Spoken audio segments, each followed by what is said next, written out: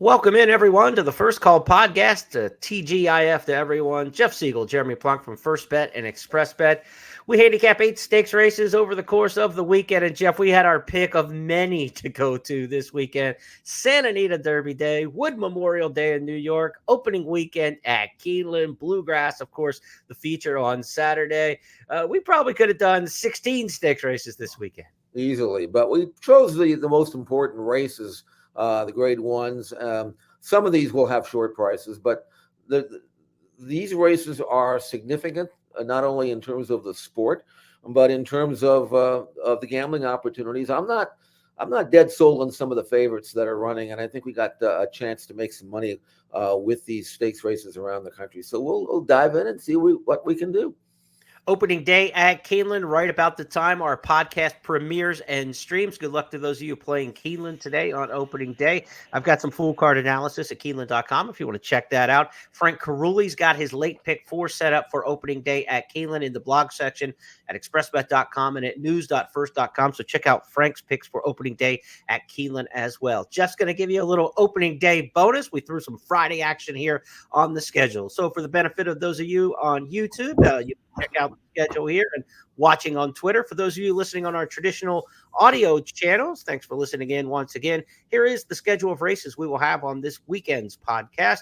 The Friday race, the Ashland Stakes, will kick things off in our handicapping. We'll stay at Keeneland at the top of the show to talk about Saturday's Appalachian, Madison, and Bluegrass. We've got turf, we got distaff sprinters, and we've got the Triple Crown hopefuls there. To Aqueduct we go on a loaded card Saturday at the Big A, where the Carter on the undercard for sprinters in Grade 1 company will be joined by the Wood Memorial, the feature race there on the Triple Crown Trail. Those are the 2 stakes races on a loaded stakes program that we will look at. And at Santa Anita, it's Oaks and Derby Day, all in one. Great card at Santa Anita on Saturday. We'll take a look at those 2 co-feature races, the Santa Anita Oaks and the Santa Anita Derby. Players, you've got a plethora of reasons to jump in this weekend. Qualifiers for the Grade 1 Gamble at Keeneland. They're coming up on Friday, Saturday, and Sunday. First 3 days of that meet. Play online at expressbet.com and get involved in that handicapping tournament series. Also, Derby Challenge on Saturday, a $1,500 tournament, and you can qualify for that in a $300 feeder today on Friday. So again, the $1,500 Santa Anita Derby Day Challenge coming up on Saturday. High roller tournament there. And Hawthorne's got a Saturday, Sunday tournament for just $40 feeder you can get involved with. And the Exactathon is back, $25,000 in the Exacta plays. Boosted up by the payouts here at Express Bet and First Bet. If you can hit 6 exactas on the card at Keeneland on Saturday on the 11 race program, you'll share $20,000 in cash with other players at Express Bet or First Bet who also win 6 or more exactas. Generally, it's been about a $200-$300 boost into your account if you're able to pull that off. So be sure to check that out. And if you have the most exactas of anybody on those 2 betting platforms at Keeneland on Saturday, you'll share $5,000 in cash with the other folks who have the most exactas on the card. So get involved. Exactathon coming up on Saturday. Once again, great promotion. I love these promotions that entice people to play wagers that are more hittable. The pick 5s, the pick 6s, they're very interesting. They can be lucrative, but Jeff, it's about the grind and the daily play, and things like the Exactathon, the 15% takeout reduction in the daily double at Keeneland. I like those 2 wagers, the double, the Exacta. These are plays that you can make educated, that you can make without a large investment, and you can keep building and boosting your bankroll that way. So I love those kind of promotions. The double is the most overlooked good bet we offer, or anybody offers. Everybody's going for the 4s and the 5s and the 6s, which is great. But if you want to, churn it out and be a consistent ticket casher, that might be the way to go. On Santa Anita, when I put out my full card, I encourage people to play the rolling exotics, but that includes the double. I mean, I want people to cash, and sometimes those bets are ignored, and they should not be. So lots of opportunities, and we're here to lend our insight, and then let the player play what he wants to play.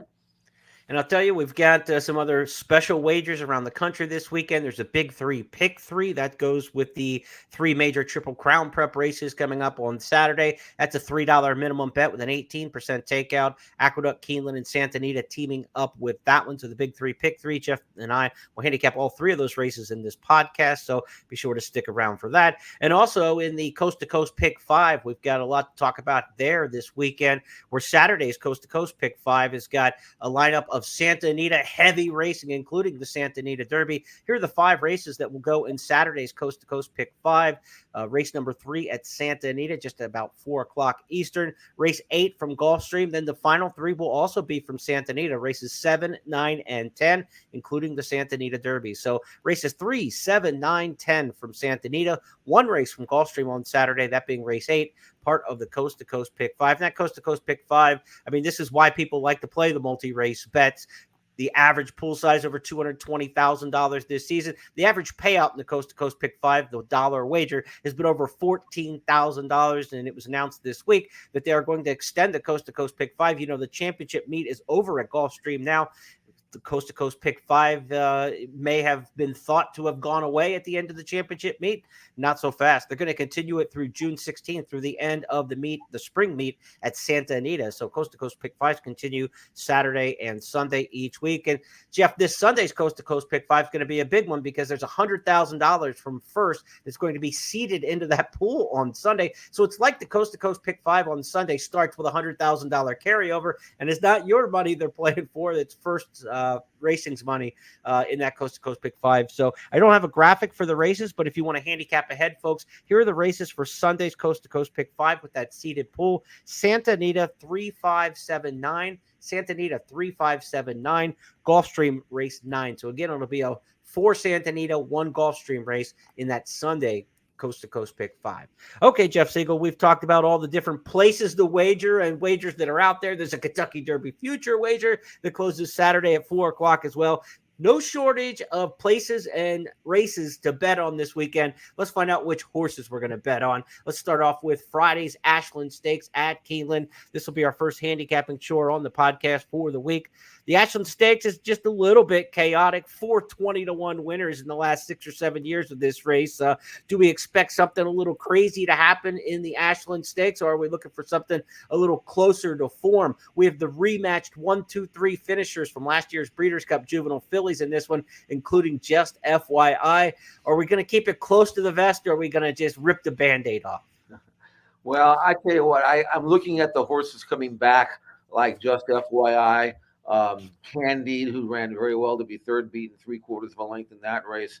And I don't get a warm and fuzzy feeling about either one of those two in this race. I've watched Candide work. I really like her. And of course, she won the grade 1 here last year on this track as a 2-year-old filly. So that's important to me. And she's never been a really good work filly.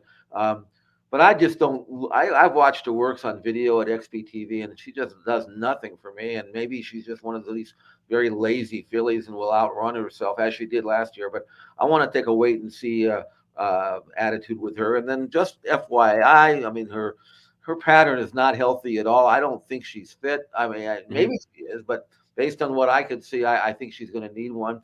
And then you have Impel, who is coming out of a maiden and a first level allowance, who doesn't have the quote unquote proven class that the other two have, but of natural talent, Jeremy. Impel just blows me away. Loved her maiden win at Fairgrounds, and then came back at Oakland, and first time around 2 turns just galloped. And numbers wise, she's very fast. Apparently, she's doing well for Brad Cox. I think Impel is going to pick up where she left off at Oakland and continue her winning ways.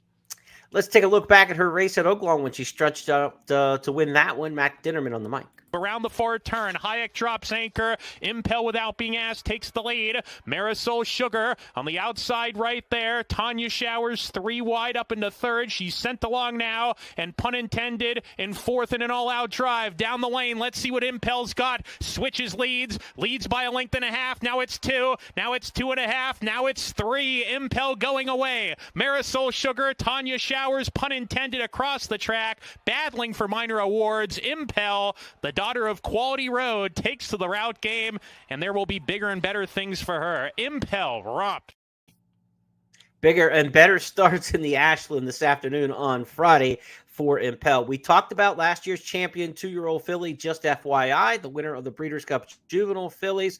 Jeff said he's not getting the feeling that she's quite fit. Well, Jenny Reese, the Hall of Fame turf writer who now works for the Kentucky HBPA in their publicity department, does some great interviews online. You can check all those out at YouTube. She caught up with Bill Mott just a few days ago to talk about Just FYI, and I think it's a pretty telling interview, and I don't see a lot of confidence here. You listen in and tell me what you think. Just FYI, the 2-year-old filly champion, unbeaten, untimely temperature she spiked before the Devona Dale, and you had to regroup with her. Right. Well, we were forced to scratch out of the Devona Dale. She developed a fever on race day. I mean, it wasn't something that we had any suspicions of or any thoughts about before the race or before shipping down to Gulfstream. But, you know, as the day went on, her temperature went up, and by noontime we decided to scratch.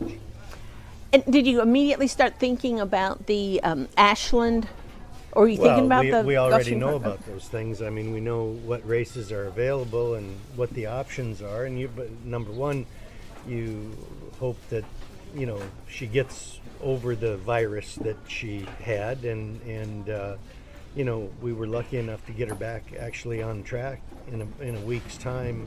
Had her back galloping and breezing, and we've got a couple breezes in her. And, you know, would I prefer to have another breeze in her, or breeze or two before we run?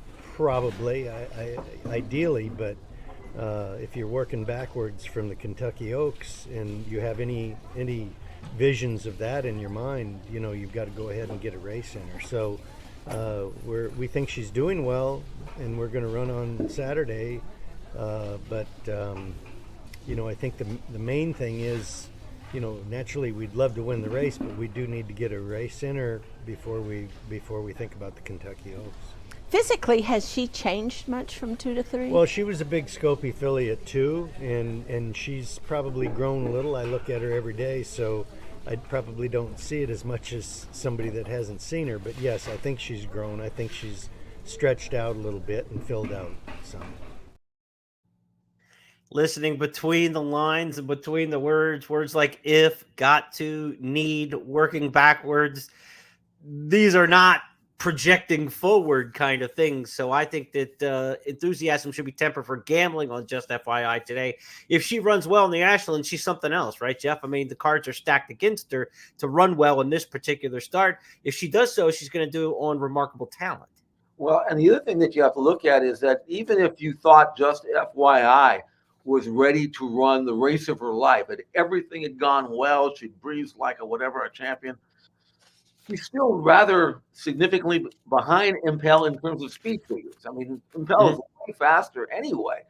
So if you don't think Just FYI is not only going to run her race, but maybe even better than she's ever run, then it's going to be difficult for her. And I think the wagering might reflect that. Now, I know Just FYI hasn't been out since the Breeders' Cup in November, and theoretically she should be bigger and stronger and faster, and I'm sure eventually she will be. But that's a really good filly she's going to have to outrun in Impel, and I'm not expecting to see that. I think Impel is going to develop into being a high-class, top-class 3-year-old filly, and she's got to go out and do it today, but I think that's what's going to happen.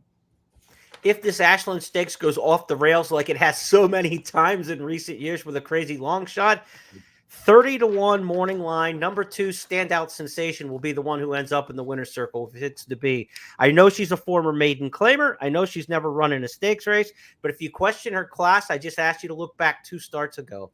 She got beat 3/4 a length by Tarifa, who right now is 4-5 to win the Kentucky Oaks. She is the best 3-year-old filly in America. She took her to the brink in Allowance Company. She had blinkers, inside speed. Almost all these big upsets in the Ashland over the years have been horses on the front end. Remember my own 16th race, is short run to the first turn, 16th pole finish line. If something crazy happens in the Ashland off of 2 bullet workouts, standout sensation is going to be the crazy one to do it this year. But she's got to beat some very, very, very good horses in there in the Ashland Stakes. Let's go to the Appalachian Stakes. The Appalachian is the race number 7 on the Saturday card at Keeneland. It's the first stakes race that will handicap in a series of, well, there's 4 or 5, and all stakes pick 5 going from races, 6 through 10 on the card Saturday at Keeneland. So the second stakes race on the program will be our first of Saturday to look at.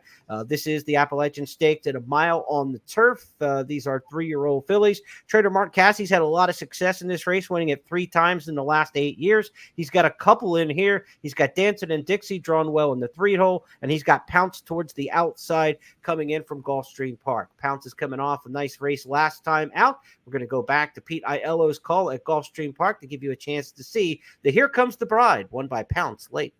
But Ozara traveling well. Gaffleon shakes the reins at Ozara. She tries to overhaul Mystic Lake with Life's Inaudible and Crown Imperial. Late run from Pounce, who's rolling down the center. They come past the 16th pole. Ozara not finding under pressure. Pounce tries to reach Life's Inaudible. Life's Inaudible. Pounce. Go. Jeff, I know you like Pounce on top in here, and so do I. So we're on the same one in here. Hopefully she can handle the pressure of our weight of our expectations. I think she will. And a couple of things about Pounce that really jumped off the page for me. First of all, she's obviously a perfect 2 for 2 on grass. Her numbers are monstrous on turf and so much better than her dirt or all-weather race. So she's clearly much more comfortable on turf. I also like the versatility. You know, she won a first-level allowance at Gulfstream, gate to wire from an outside draw. She got over, established the pace, set fast fractions, and kept on going. And then in Here Comes the Bride, we just saw that, how far back she came. So she's a versatile filly who can win on the lead. She can come from way back. Again, speed figures are fast. She's lightly raced.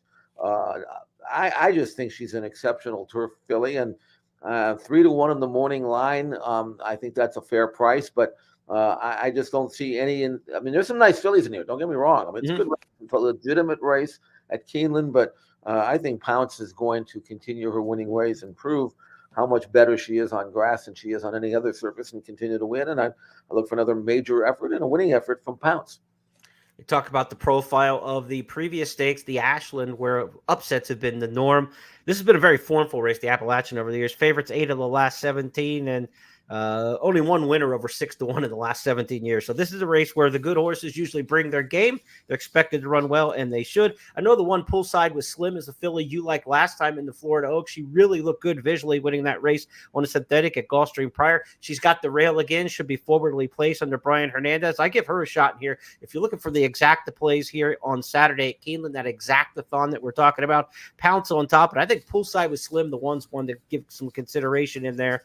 She didn't quite run to expectations at Tampa last time, Jeff, but she's got it in her. Let's see if she can reproduce that win on the synthetic 2 starts ago. I like her. I mean, if Pounce wasn't in the race, I would give her a really good chance. I will say that I did like her very much at 5-1 in the Florida Oaks. No complaints. She had a perfect trip. I mean, she sat well. She had an inside draw that day and just kind of fell into a great spot. And, you know, she ran well. But I don't think she's quite where Pounce is at right now at this stage. We go next to the 8th race on Saturday at Keeneland, where the Grade 1 Madison Stakes will be renewed. Goodnight Olive is retired. She's kind of had a stranglehold on these big Keeneland Stakes races over the last 2 seasons. With Goodnight Olive no longer in the mix, let's see who kind of takes the mantle in that division. We've got a couple big horses last year, fillies, who last year were amongst the best 3-year-olds in the country sprinting. They're back in a rematch. It's Vava, it's Alba Star. They ran 1-2 in the Raven Run. Again, that race was restricted to 3-year-olds. They come into the big blue waters of open company now in terms of age and facing their elders in stakes company. Do you think these two can come right back and repeat what they did here last time seen at Keeneland in October? I tend to think they can. Oh, I do too. I mean, these are really good fillies. I mean, they were really, really good last year at 3, and there's no reason to believe that they won't be even better at 4. I love the draw for Vava outside. Ortiz can kind of pick his spot, dictate his trip. She likes to stalk. She's not a front runner, but from that outside draw, she can kind of cruise up in there outside and have dead aim into the far turn and then have every chance. Also love this pattern. I mean, I can't tell you how impressed I am with the the development that Vava's had, the gun runner filly. Her Byron numbers have gone from 66 to 71 to 82 to 85 to 90 to 91 to 101 in the Raven Run, and that's when they put her away after a series of pretty competitive races. I mean, she had to lay her body down on a few of them, but they stopped on her after a tough campaign, brought her back. Looks like she's training very well for Cherie, and I think at 2-1 she's logical. I have a lot of respect for the very talented Alva Star, who ran so well against her. But I thought Vava beat her on the square when they ran against each other. And then you've got a few others in here that look pretty good, red carpet ready. I loved her race at Gulfstream Park. She's fast on figs as well, and she's got that pace pressing style that you like. Who's to say this 4-year-old filly by Oscar Performance won't continue to get better as the sire did? And then you've got a 20-1 shot from Santa Anita called Big Pond, who's fast on numbers. I don't know whether she's good enough to win, but if you're looking for a big price underneath, if you're playing exactas or trifectas, don't toss out Big Pond under Flavian Pratt. But for me, it's Vava. I think she's going to have a wonderful season this year as a 4-year-old. Big Ponzi starts back in the La Brea, was beaten on the nose by Daddy's Ruby. That one came back and ran really nicely in Stakes Company at Oaklawn last weekend, running second there on the road. But it's the Raven Run rematch that we're looking at, maybe to run 1-2 again. Let's go back to Kurt Becker's call of last fall's Raven Run, where Vava was able to run down the front runner in that race, Alva Star.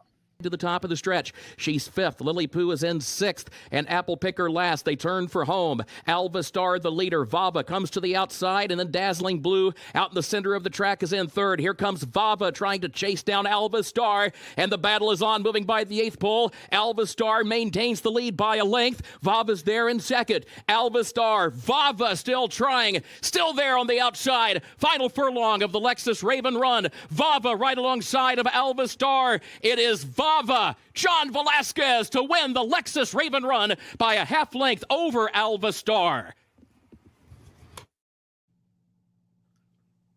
Keeneland's 10th race on Saturday will be the Bluegrass Stakes, $1 million Grade 1 race here at 1 1/8 miles.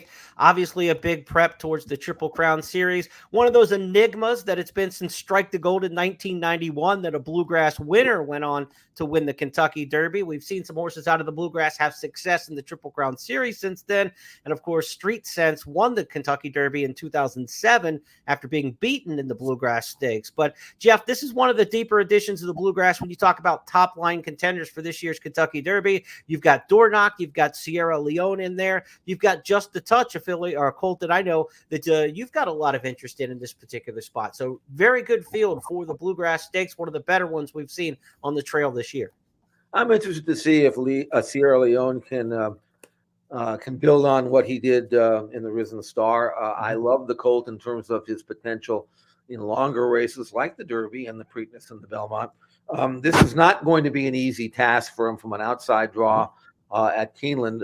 So if he were to win this race, and I would not be surprised if he did, then he would at least give us something to think about for Saturday in May. But I think from a gambling standpoint at 2-1, I would look elsewhere. Now, Just a Touch is a Justify colt. Now, he's had 2 races over a sloppy track, and they were both really, really good. Question is, has he been good because of the off track, or maybe he would be even better on fast ground? That's what I'm interested in seeing. I loved his maiden win at Fairgrounds. He just skipped over the wet track and won for fun. I was a little disappointed in the Gotham just because I thought he was the goods, and he still may be. But then what about Deterministic, who beat him? He might really be the goods. So I think from a pace standpoint, Just a Touch is going to fold in and get a great stalking trip in a race that I don't think is going to produce fast fractions. He's going to have dead aim. He's going to have every chance. He's going to have fast ground. And I'm going to find out just how good Just a Touch is. And I think he is really, really good. And I look at the 2 breezes he's had since his last race. They've been exceptional. I think Brad Cox Strain colt is ready to step forward in a big way. We'll find out just how good he is. And Deterministic's going to run in the Wood Memorial a little bit before this race. So you're going to kind of know how the Gotham winner came back and fared in the Wood Memorial before you have to bet on Just a Touch here in the Bluegrass Stakes. You mentioned Brad Cox, the trainer of Just a Touch. Jenny Reese caught up with Brad Cox a few days ago to talk about this runner. And also Encino. He's got 2 in here. Of course, Encino coming off a nice win at Turfway in the John Battaglia Memorial. So here's Brad Cox with Jenny Reese. Brad, just a touch going in the Bluegrass Stakes, off just 2 races, a maiden win, sprint, and then second in the Gotham. Talk about him and the step he's taken up. He's a very talented horse. He's kind of showed talent from day one. Come out with 2-year-old sale. A little late to get to the races, but kind of by design. Covers a lot of ground, good moving horse, real classy to deal with. So I think we're in a good spot. Really we've kind of targeted the Bluegrass for a while. Thought the race in New York made sense for him. Raced a little wide there. To see some good figures, and I think he can build off of it. And he's had 2 works over Keeneland. They've been really, really good. Well, we know the entries, and it's going to have 2 of the best 3-year-olds, most accomplished 3-year-olds in Dornoch, the Remsen and Fountain of Youth winner, and in the Risen Star winner in Sierra Leone. Talk about taking on those horses. Well, obviously they got a little bit more seasoning. Got to the races a little earlier, but this horse. I mean, I think he's one of our better 3-year-olds, and I'm excited about running against those colts, and hopefully we can stack up with them. Obviously, it is a step up. It's a grade 1. It's a real grade 1. I mean, it's a very, very good race. Looks to be one of the better Derby preps run so far, or could be. So we'll see how he stacks up with that group. So you've got Encino, who won the Battaglia. He is making his 4th career start and his first on dirt. Yeah. He's had a couple works over there at Keeneland. He seems to be traveling well on. We actually picked him up last fall.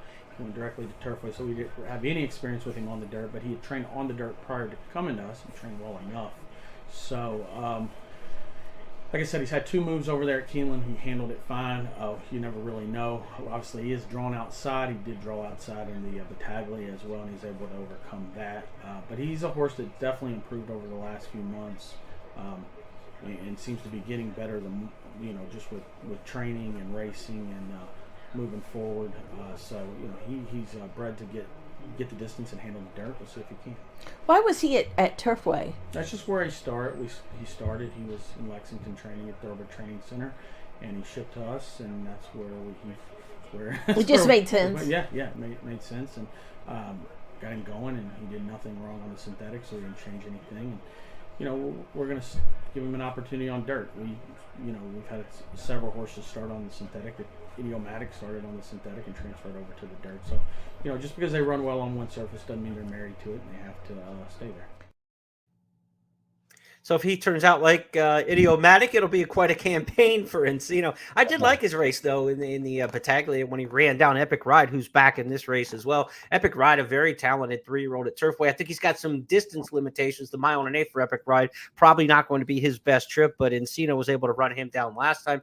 Outside draws, not going to be any gift here, obviously, but then a 1 1/8, they have a little longer run to the first turn. Not as big of a deal, maybe, as it would be in a shorter race at Keeneland. But this race has got some options to it, Jeff. I mean, Dornoch could obviously come back and win this race. Nobody would be surprised. We'd be not surprised at all if Sierra Leone wins this race, doubling down on his last. Just a touch could make the rise here in distance and be one of the top 3-year-olds in the country. I mean, he's got that kind of potential. This is a good race, and there's a lot of depth to it. Somebody good's going to run 4th and not have their number in the trifecta in this spot. It's a good one. It really is. I mean, this is a legit grade 1 for 3-year-olds. I think my own way of looking at it is in terms of the depth of the field and the resume that some of these horses have that are 20 to 1 or 15 to 1. This might be the toughest prep we've seen. And remember the days when the Bluegrass used to be like 9 days before the Kentucky? Yep, that was the Thursday before. Those days are gone. I tell you what. And I think that's when Ali Sheba ran in there. Ali Sheba got disqualified, won the Bluegrass against War, the horse named War, then got disqualified. 9 days later, won the Kentucky Derby. So that was 86. It wasn't a million years ago, but man, 86 is almost 40 now. So I guess times have certainly changed with the Bluegrass. 40 years is a long time, but it just goes to show you how trainers and horsemen have adjusted their thinking. They used to be 9 days before. A lot of trainers wanted to have it right on top of the Derby. Hey, we used to have the Derby trial on Tuesday before the Derby. Yeah. And that produced Kentucky Derby winners. Now it's a whole different game. But I like the timing for Just a Touch. I like what they've done with Sierra Leone, Chad Brown. And there's a few others in here that Dornoch's got a proper campaign. This is a legitimate race. We're going to learn a lot, not only about who among these are the best, but who of anybody has a legitimate chance to win the Kentucky Derby with that monster Fletcher got. We've got to fierceness awaits whoever comes out of this weekend's races, right? All right, we'll see. It's a good gambling race, though, whoever you like. Let's move to Aqueduct on Saturday, where a series of stakes races includes the Grade 2 Carter. I call it Grade 1 early. Used to be a Grade 1. 5-horse field in this one, and all eyes for me, Jeff, are going to be on Post Time. You know I've liked this horse coming out of Maryland for some time. We're going to get a chance to see his General George win in just a bit. He's won 3 in a row, and he's a loss at Keeneland, a good third in the Perryville, away from, 7 wins in a row? I mean, he put together 4, then got beat once, or he'd have 8 in a row if not for that one. He's 7 for 8 lifetime. Brittany Russell, Sheldon Russell, the wife-husband combination, trainer-jockey, going to get a chance against the big time here. They took a shot at Keeneland in the Perryville last year as a 3-year-old. Certainly did not get embarrassed in that race against Raise Cane. This field doesn't look super difficult. So if you're going to step up, I think they caught the right place at the right time with Post Time. He looks like a prototype late-running sprinter, or at least a one-turn horse. Never actually. He has one going a mile, which not only was the biggest margin of victory, but also his top buyer number. So I don't think it's distance. It's more style that he likes to settle. And he's the kind of horse that doesn't, I mean, from what I've seen, he's not real happy running on turns. But once he's straightened for home and he gets his momentum going, he really can explode. And at Aqueduct, there's a long run in from the top of the stretch to the wire. This race looks perfectly suited for Post Time to continue his winning ways. He can handle any kind of track, off track or fast, and 8 to 5 on the morning line. I don't think he's going to be that price. I think he'll be shorter, but I want to watch him run because he's a neat horse. He's a 4-year-old colt who's won 7 out of 8. And eventually, if he continues to win like that, we're going to see him maybe in a race like the Met Mile or something like that. But for this, former Grade 1 race, it's a good stepping stone. I like him to win the Carter, and I like him to win it in style. His General George win, we're going to show you now with Dave Rodman on the call. For about 85% of it, you're going to say, why are they bothering to show me this race? This horse is nothing exceptional. Then you're going to see about the last 12 strides of the race, and you're going to go, okay, I get it now. Here's Post Time in the General George. Toward the top of the stretch, half mile, 46.61. They still got to catch. 7's 11. 7's 11 the leader. Tenebris up on the outside to whip up a rally. Nimitz Class in between horses. Post Time's also in between. Going to be taken to the outside now. Is Post Time by Sheldon Russell. Way the center of the track. Still has work cut out for Post Time. Post Time, no. Kicks in that gear. Here's Post Time. Post Time on the outside. Post Time in 7's 11. Post Time kicks away with authority late. Post Time to win. Going away by 3. 7's 11 in Tenebris, and then it was Nimitz Class in 1:23.33 in the General George. That's kind of video game-ish where you hit the B button for speed, when you're trying to get a little extra acceleration. That's what he had. I don't know how long he can sustain that kind of acceleration, but man, he's got it. So if he's within shouting distance of the pack in this small field in mid-stretch, it's probably going to be lights out from that point on. Looking forward to seeing Post Time in the Carter, race number 4. Really exciting Maryland bred there. Let's go to the Wood Memorial now. Race number 10 at Aqueduct on Saturday. This is the feature race in New York towards the Triple Crown. 20 horses out of the Wood Memorial all time have gone on to win the Kentucky Derby, but not for a while. You got to go back to Funnyside and Empire Maker till they really had any real impact on the first Saturday in May. That was back in 2003. Will we have a major Derby contender out of this year's Wood Memorial? 13 of them are going to line up all the way to the outside to 13th. Uncle Heavy off since winning the Withers at 1 mile and 1/8. Deterministic won the Gotham Stakes last time out. El Grandeo's been a part of the entire 3-year-old series. So these are some familiar winter warriors to Aqueduct. You also have some horses shipping north from Florida that are interesting in here. Resilience via a race at Fairgrounds, but has been based down at Gulfstream for Bill Mott. You've got Todd Pletcher bringing some up. You've got Merritt coming north for Safi Joseph. Safi, of course, won this race with Lord Miles last year at 50-60 to 1, coming north from Florida. Tuscan Sky for Pletcher coming north from Florida. This is an interesting race of the locals who have been burrowed in the cold versus the horses coming back north, the Snowbirds. Jeff, what is your take on this year's Wood Memorial? Well, when I was handicapping the Gotham Stakes, I kind of dismissed Deterministic, not only because he was coming off just a maiden win and he hadn't been out since August. But I was so sold really on Just a Touch that I didn't want to hear anything about anybody else. You know what I'm saying? So when Deterministic wore him down and did it like he was the better of the two, it was nothing flukish. I said, okay, I'll go back and watch his maiden win on video to see if maybe I missed something. Boy, did I miss something. I mean, if you go back and watch the Saratoga maiden win, this colt looked like a superstar. He won by a half length. He didn't break at all. He was in a pocket. He was blocked. He was shuffled back. He ran into a roadblock. He finally got clear. He made that stupid, ridiculous, premature 7-wide move on the point of the turn at Saratoga that never works. And I expected him to move up and then flatten out. He kept coming. He just kept relentlessly coming. And then he won, and then he had an issue, and he stopped on him. If I had seen that, if I had bothered to put in the work in that race, I wasn't so blown away with Just a Touch, maybe I would have made a decision that was different. I don't think I would have, but he came back, and when he won the Gotham, I said, okay, that horse is for real. He's never been 2 turns, and he's been on a fast track and off track.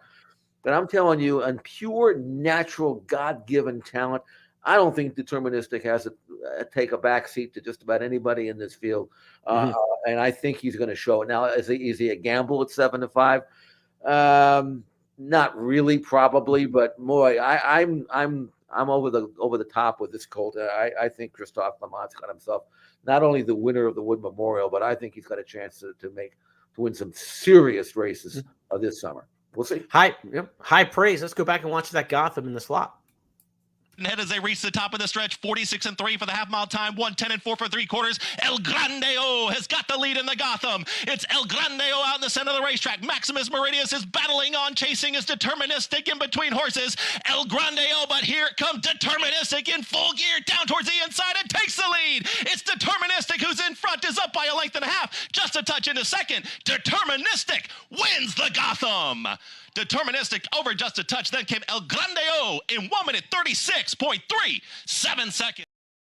Chris Griffin with the call there. He's been in the news this week with John Embrial's retirement yesterday. Chris Griffin promoted to the full-time Aqueduct race caller duties there in New York in the southern part of the state. Frank Miramati will continue to call the races at Saratoga on the NYRA circuit. So happy retirement, best in retirement to John Embrial. And congrats to Chris Griffin there on the big career promotion. Deterministic, you mentioned, Jeff, this will be the first time around 2 turns. Pedigree says you got to be a little bit concerned here. Liam's Map was a miler out of a Speightstown mare. Speightstown does get some distance horses, but he was best as a sprinter. So we shall see. It's one of those, if he proves it, he's going to be one of the tops in this division. At worst, he's going to be one of the best middle distance horses in this division because, like you said, he is absolutely dripping in talent. I took a shot in here with Resilience. This is a horse I've been high on.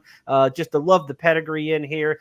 Dam side stamina, just begging to go longer. A good race last time out in the Risen Star, where he was kind of having to do the dirty work, where Track Phantom was lone speed that day, and this horse was pressing closer to the pace than probably what they wanted him to be in that particular spot from an outside draw. Then just came up a little bit empty on the first time in Stakes Company, but we know that Risen Star was high class. Sierra Leone, Track Phantom, Catching Freedom, the 3rd place finishers already come back to win the Louisiana Derby. So I think Resilience has a big chance in there, and that Johnny V is up here riding and not at Keeneland for the day, I think is rather significant because Keeneland's got 5-6 stakes races on Saturday. Johnny's not loaded with some other horse on the undercard. That the reason that he's there to ride Resilience at the Wood Memorial. This could be a Kentucky Derby mount, if not for being the pilot of Fierceness, obviously. Yeah. Johnny is booked, but the fact that he wants to ride this horse for the money on Saturday tells me I think they think they have a big chance to win this for $750. Inside draw with first-time blinkers. Last time he had an outside draw. They kind of snuggled him off a very slow pace. I don't know whether that did Resilience any good. I hope they'll let him roll out of there, take advantage of the rail. I'm not saying he'll be in front, but with the blinkers on, he should be able to step out of there and get into rhythm and run very well. Who's to say until he does it that Deterministic will run as well 2-turning as he will, right, or as he had 1 turn. That to me is the hurdle that he really has to take. Not so much that I don't think he's good enough to win, but he's got to show that he's just as effective 2-turning. And That to me is the key to the race. And if he doesn't, then Resilience at 6-1 might be worth a little bit of a backup gamble. Let's go to Santa Anita on Saturday, where it is Derby Day at the Great Race Place. Also the Oaks. We're going to start off with the Santa Anita Oaks, where just a field of 5 in here, and all eyes are going to be on the undefeated Kinza. She's 3 for 3 in her career by more than 14 lengths, most recently winning the Santa Isabel in pretty much geared down style. Let's go back to Frank Miramatti's call of the Santa Isabel, won by Kinza. Kinza in command, turns for home with a 4-length lead that keeps increasing. She's a Tempest. Where's my ring? Outside Ultimate Authority continues to gain some ground, but Kinza is completely in control. And this is another tour de force for the undefeated Kinza, who could not have possibly been more impressive in winning the Santa Isabel, wrapped up by more than 5 lengths. There have been some impressive performances by the 3-year-old fillies on the West Coast. Copian was one that we thought could be in that league, and she couldn't run with her in the Las Virgenes when beaten by 2 lengths. Kinza's had a start since then, so now Copian comes in a little fresher than Kinza. Is it just a matchup of those two again here in this 5-horse field? It is, and Kinza handled Copian rather convincingly when they met in the Las Virgenes. But that was back in mid-February. I don't think that was Copian's best race. She's had some time off now, almost a couple of months. The work tablet is very impressive, and I like the fact that she's drawn outside Kinza because you can, use Kinza as a target. Now, that might not work. Kinza might, open up early and never look back. So to me, I think, if you look at this race, it's going to be a match race again. And I do think that Kinza, all 3 of her races have earned 90-plus buyer numbers. She's fast on figs. She, too, has been training really well. And she's 4 to 5. But it's a match race, and I think that Copian might have a better chance in this race to give it a little bit better go of it than when she was pretty much handled with ease when they met back in February. That's race 6 Saturday at Santa Anita, the Santa Anita Oaks. Want to remind you that race number 9 on the card in Stakes Company is the Monrovia. I chose that one as the Express Bet race of the week, so you can check out my analysis of the Monrovia Stakes at the blog section, expressbet.com, and also at news.first.com. The Monrovia Stakes are Express Bet race of the week. To the Santa Anita Derby we go on Saturday at the Great Race Place. A field of 8 has entered in this one. Bob Baffert's won this race 8 times officially. Of course, Justify would be his 9th, but that 2018 race has finally been adjudicated and money officially distributed to Bolt D'Oro and Mick Ruiz and company with the disqualification of Justification. So Baffert will try to reload and win his 9th again, I guess, in those kind of terms. And he's got 2 shots to do it with Imagination, the 8 to 5 morning line favorite, and then the longer price, the Los Al Futurity winner, Winstock, trying to bounce back off a bad effort at Oaklawn last time. Is this Baffert again? Do we have somebody else we can think about here, Jeff? He just seems to have a stranglehold on the Southern California 3-year-old stakes. Yeah, I'm looking at this race, and I really like May Moon in here. Where is he? Where is May Moon? Where? I don't see him in the entries. What happened? That's the horse that everybody was talking about, including us. And all of a sudden, he had a breeze on Tuesday, and there's no May Moon. So there may be a story behind that. Right. We'll have to do a little digging on that because I haven't read anything about it. I mean, that was supposed to be his race. And, of course, the undefeated Colt, so impressive. And now all of a sudden he is not here. Now, as far as Imagination is concerned, he's a pretty good Colt himself. Not as brilliant, not as fast on figs, but fast enough to win this. Mm-hmm. And he's had a really good recent breeze. I expect Imagination. Maybe Bob decided to not run May Moon because he thought he could win it with Imagination, and he might, So I eventually looked at him as a gamble. I think he's going to be a shorter price than the one I'm actually going to bet on, and that's the improving number 3 Stronghold. Now, if you look at Stronghold's form, you would say, well, he was second to Winstock. I don't really like Winstock. Then he won at Sunland Derby. That doesn't prove anything. So why would I like Stronghold? Well, he's a son of Go Sapper. He has looked unbelievably good in the morning. I think he is progressing very, very well and very fast for Phil D'Amato. He's trailing this workout. He's 3rd of 3 here against 2 older graded stakes-winning turf horses. They're good horses, Notorious and Gold Phoenix. And the way that Stronghold blew them away in 58 and 2, fastest of 60 or whatever it was. This, to me, was something that I had never seen from Stronghold before. I don't like to bet strictly on workouts, but this one was so impressive that he kind of swayed me going to mile an eighth, Jeremy. And the way he's going to blow on by here, just under wraps, to me was extremely significant. This is as good a three-team drill as you're ever going to see with horses' resumes. I mean, these are Gold Phoenix and Motorius are real race horses, older horses, and Stronghold goes by them easily. Yes, they are turf horses, and he's working on his preferred surface here in being the dirt. But this is an outstanding work from Stronghold. Look, Phil D'Amato, we know him for all of his turf success. He's working with two excellent turf horses here. D'Amato looking to get to the Kentucky Derby for the first time, and this horse at Sunderland finished up fairly well in there. There wasn't much in the race, but he was able to draw clear of him in the end. Lucky Jeremy, who was in that race, came back and has run since and didn't really flatter the form of that particular spot. So for Stronghold, you can't look at his past running lines and feel great about his chances as a Kentucky Derby horse, but it starts Saturday for him. I mean, if he can put an effort together against those couple Baffert horses in there, win stock, it would show his improvement because we know he's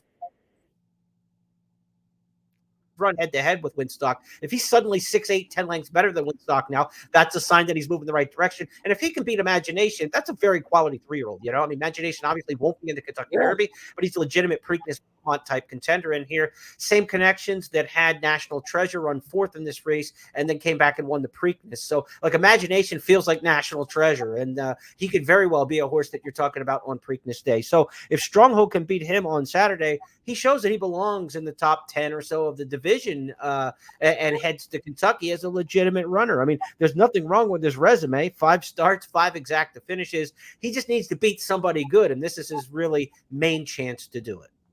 He didn't run badly last November against Nisos. That's nothing to sneeze about. So I think that Stronghold is something that the only way you can gamble on him, as I'm going to try to do, is to expect that he's going to step forward again, as the Ghost Sappers usually do at the stage of their career. So that's the gamble. But Imagination is pretty solid. I mean, he's a pretty solid colt. And, it would be interesting to see where he's at. Who's to say he won't continue to improve? So it's a good race. I wish Maymoon had been in it, but maybe we'll find out something about him later on down the road that maybe precluded his entrance in this race. But still a good race for the Sanity Derby. It's still a grade 1 event. That's important. Money's important. And it's a long year for 3-year-olds. Just because the winner, if it is Imagination, can't go to the Derby, doesn't mean he can't make a lot of noise after that. And the same could go for Stronghold. So we'll see. Good race. Sometimes you got to edit yourself on the fly when we do these podcasts. We're talking a lot, and you get comfortable because you really know a horse. And like you were talking about, you were so confident in Just a Touch going into the Gotham last time that Deterministic kind of slid under your radar. I just commented that Stronghold needs to beat a good horse for the first time. I forgot the fact that, glancing down his past performances while you were talking, he ran in Kentucky as a 2-year-old and beat Resilience and Track Phantom in probably the best maiden race in America, looking back on it now. Last year, I mean, of course, Resilience is maybe the horse that's going to run top 2, top 3 in the Wood Memorial. I think he's going to run a big one. Track Phantom was definitely one of the top 2 or 3 horses at Fairgrounds throughout the course of the entire Louisiana Derby series. So Stronghold on the road in Kentucky did already beat 2 very legitimate 3-year-olds, but his chance to really punch himself as a big Kentucky Derby contender starts Saturday, or closes Saturday. It's his final chance to make a statement Saturday. So Stronghold's one of those horses probably in the Kentucky Derby future wager is going to be a massive number. I don't think anybody's going to give him much consideration, and the pool's going to close before they run the Santa Anita Derby on Saturday. He might not be a bad gamble for the Kentucky Derby future wager, because if he wins the Santa Anita Derby, he probably goes to Louisville in the 10, 12-1 range, something like that, as the 4th, 5th choice in the Kentucky Derby. And instead, you might be looking at a horse who's 80, 70, 80-1 in that 40-horse Kentucky Derby future wager. So that's the kind of thing for the future wager you want to kind of be shopping around for on Saturday. Horses that you think are going to be bet lower in the Derby than they are right now and getting like like that super value out of them. Some of those horses running on Saturday who will get to make that statement after the pool closes for the future wager could be a good bet. And we talked about this earlier in the week, and I wrote about it in Countdown to the Crown. Look at the exacta wager for the Kentucky Derby futures on Saturday, because there are 40 betting interests. So there's like 1,600 different ways the exacta combinations can turn in.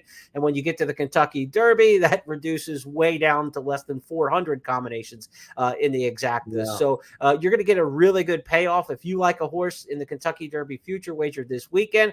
Instead of just betting 20 on him to win, play him over 10 different horses in exactas and try to catch the exacta maybe on Derby day, because you're going to get rewarded, I think, with a nice payoff given the math and the field sizes for that future wager. Okay, that's going to wrap up our handicapping of the Santa Anita Derby and all of our races this week on the podcast. Again, want to remind you that Santa Anita Derby is going to team up with the Bluegrass and the Wood Memorial for the Big Three Pick 3.